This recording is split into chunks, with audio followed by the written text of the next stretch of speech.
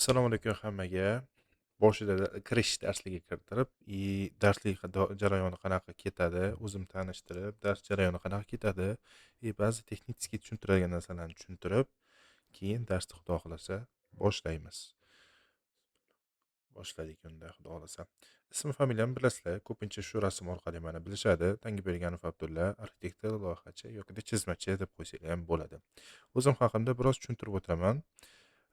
Tangiberganov Abdulla, arxitektor loyiha interyer yo'nalishida faoliyat yuritaman, ya'ni interyer loyihalash bo'yicha, ya'ni chertojnik. 3 yil davomida bundan oldin ancha uzoq joyda, Toshkent viloyatida eskiz loyihalarni loyihalash bilan shug'ullanib kelganman. Undan keyin esa Kelly Design Studios'ga interyer loyihachi bo'lib ishlab kelaman hozirgacha Xudo xohlasa. Asosan Revit asosida professional ishchi chizmalar va interyer loyihalarni tayyorlayman. Ya'ni interyer bo'yicha yoki eksteryer bo'yicha loyihalarni amalga oshirganman. Hozirgacha 3000 kvadratdan oshiqroq loyihalarni amalga oshirib kelganman Xudo xohlasa. O'zim tanishtirib o'tdim. Endi texnik tarafdan Xudo xolasa tushuntirib o'tadigan bir ikkita narsalar bor. Misol uchun, mishkani yo'qotib qo'ymasligi uchun, ya'ni sichqonchani yo'qotib qo'ymasligi uchun mana shunaqa holatda sichqonchaga kursor berdim. Animatsiya berilgan. Sichqonchada effektlarini har bittasi yoki klaviaturada nima yozgan bo'lsam, mana bu joyda kelib chiqadi. Misol uchun mana bitta bosdim escape'ni, mana escape yozuvi chiqdi. Xuddi shu tarzda necha marta bossam, misol uchun 2 marta bossam, 2 marta bosildi deb xabar beradi. Buni nimaga tushuntirib o'tyapman? Dars davomida har bitta komandani men aytib o'tolmasligim mumkin yoki aytishni unutgan bo'lishim mumkin.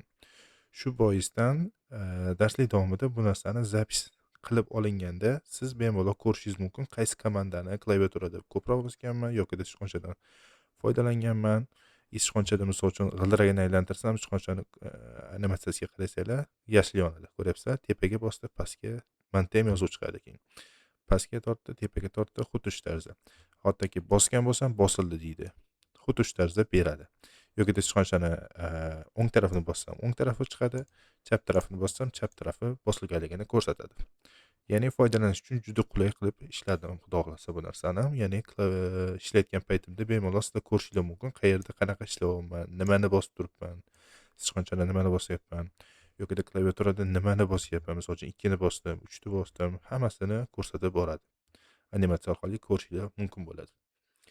Xo'p, kirish darsi xuddi shu tarzda bo'ladi.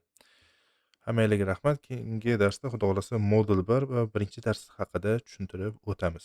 Yangi dars bo'yicha Revit formatlari haqida gaplashib o'tamiz. Yana chuqur tushuntirib o'taman. Hammalarga rahmat, charchamanglar.